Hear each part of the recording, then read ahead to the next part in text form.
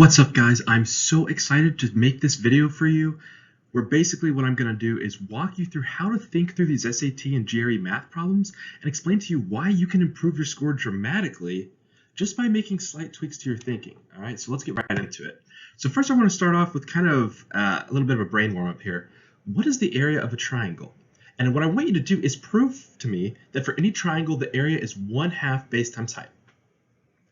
Now, at first glance, you might be thinking, how in the world am I going to do this? I know that the formula is A equals 1/2 base times height, but why is it that way? And what I want you to do is think about these fundamental things that you just assume to be true, and I want you to figure out why are they true, okay? So I'm going to give you a hint.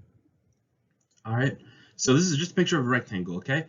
Now, at this point, some of you guys might have already figured out the formula, okay? But if not, let's go ahead and go to the second hint.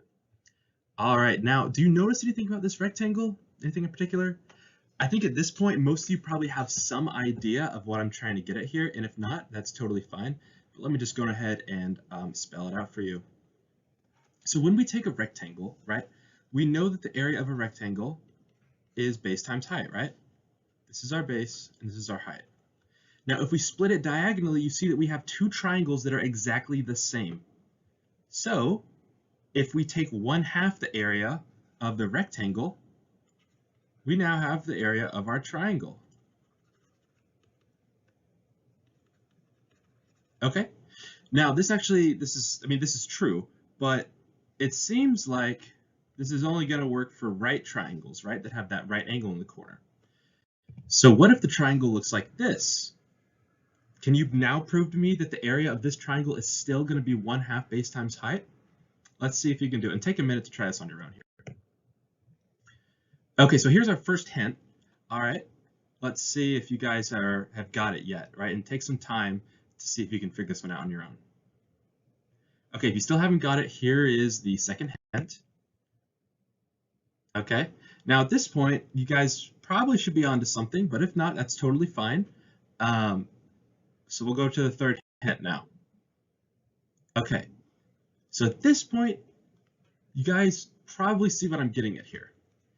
If we take this triangle, the whole thing, even though it's not a right triangle, if we split it into two triangles that are right triangles, we now have two rectangles.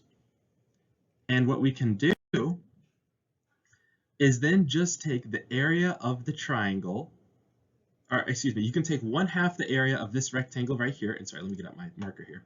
You can take 1/2 the area of this rectangle, and then 1/2 the area of this rectangle, and then add them together. Now, mathematically, what that's going to look like is this formula right here. So at first glance, it doesn't really look like much, but what happens whenever we simplify it down? So we have this expression here.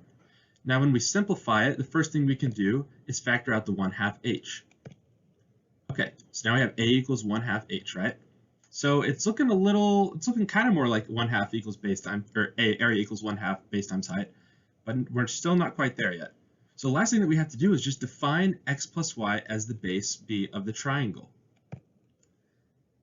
All right, does that look familiar? So now what we've done is we've literally just proven that the area of a triangle is 1/2 base times height from first principles. You did not need to know any formulas, right? You didn't need to memorize anything. We just did that straight up from the very basics, okay?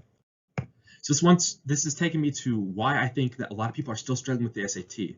When you guys see this problem, you are trying to figure out some fancy formula to solve it or use some type of plug and chug method, when the reality is most of these problems, you only need to know the basics and then know how to apply the basics, okay? Now here's what I mean by this. Here's an example, okay?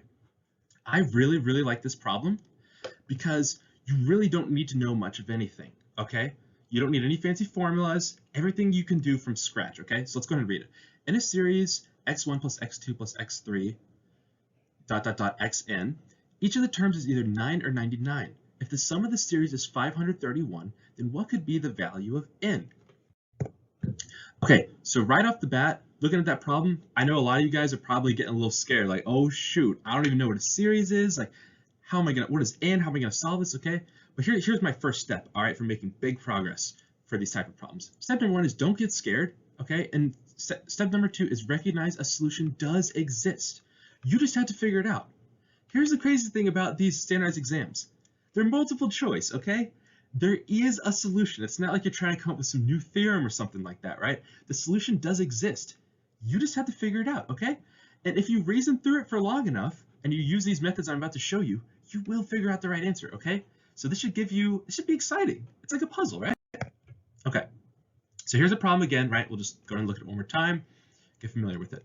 All right, so the first thing I'm going to do is whenever we're looking at this problem, I want to get some ideas of what we should be thinking about, okay?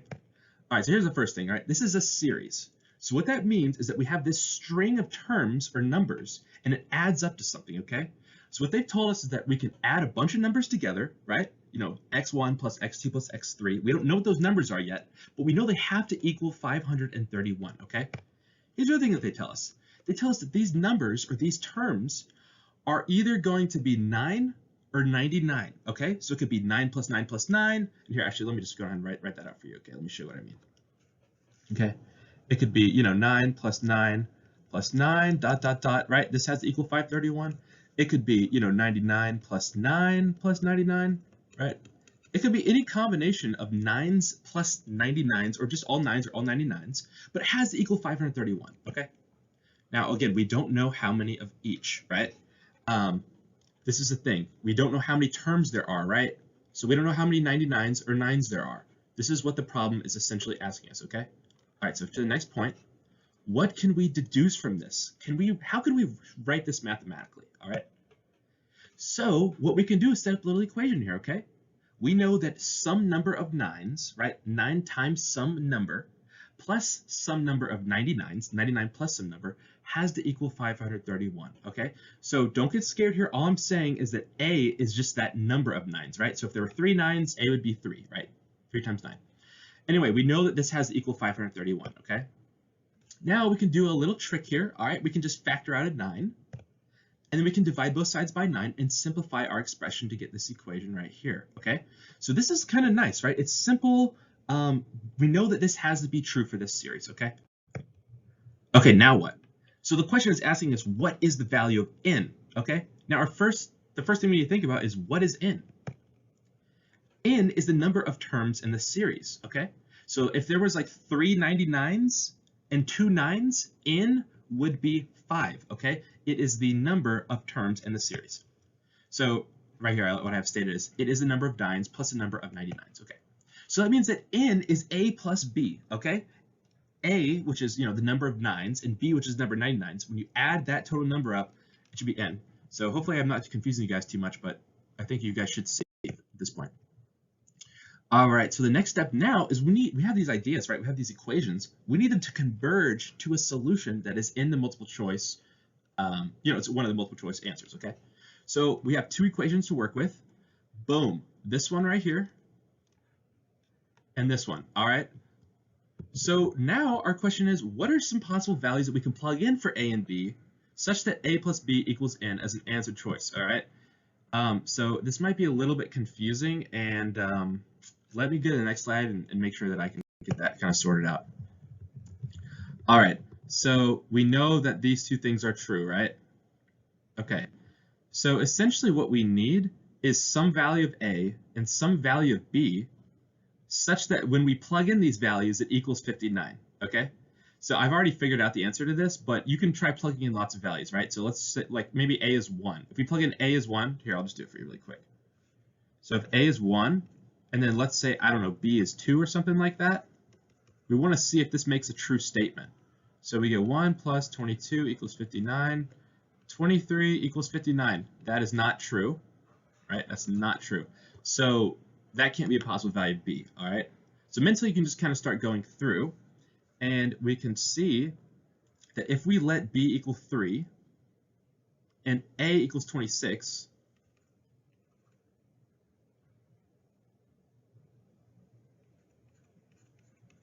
then what we end up with is 26 plus 33 equals 59, okay? So, sorry, that's kind of messy, but basically our answer is going to be 29, all right? Because when we plug in these values for A and B, they add up to the n value of 29, and we get a true statement, okay? All right. Okay, are you feeling confused right now? You're probably feeling a little bit confused, right? It's okay. You can be honest, maybe comment below, like, this video made no sense. But this means that the video is working, okay? Because if you're confused, it means that you're engaged, all right? So you should be super excited right now. If you're super confused, I'm actually super glad because you're learning something, all right? All right, so I just want to talk about this concept of first principles, okay? So this is the way that I'm going to make more videos for this course. This is the way that I'm going to teach every single concept, okay? We're going to start at the very beginning. I'm going to prove to you that this assumption is true using the basic principles, okay? And then we're just going to continue building off from that, okay? And basically what I mean by that is like things like completing the square or factoring. I'm just going to show you like why it works, and then you'll never forget it, okay? All right, so why is this method not popular? All right, if you go on YouTube, basically all the videos for SAT is basically the same. It's like, oh, here's some tricks, right? Here's some quick tips, okay? Guys, we need to build a foundation so that you perfect score this thing every single time, okay? Like, we need to get it to the point that you are perfect scoring it every time, all right? And there's two cognitive distortions that are holding you back from this, all right? And let me just tell you right now, they are pretty silly, okay? The first one is I'm not smart enough. Okay, guys, first of all, it's not like you're proving some math theorem, okay? It's not like you're trying to get a Nobel Peace Prize, all right? You're answering puzzles, okay? So yes, you are smart enough, okay? You just need to learn. Well, first you need to understand these foundational concepts and then figure out how to apply them, okay? All right, seriously, you can do this, all right? The thing is, it takes too long. Guys, no, it doesn't, all right? If you run through this course and you're actually dedicated, you can probably get the foundation built in 1 week. And then, everyone's a little different, but you should be making big progress, okay? So yeah, guys, this is silly. All right, let's move past that. All right, so basically I'm making this course here, and yeah, first of all, it's 100% free. I'm just doing this for med school so I can get some volunteering hours, like full disclosure there. But yeah, no, it's completely free. It's going to be videos from first principles. I'm going to quickly apply them to problems so that you don't get bored, and then it should dramatically increase your score. All right, yeah, guys, like and subscribe, and that's all I got for you, okay? Oh yeah, actually, sorry, last thing.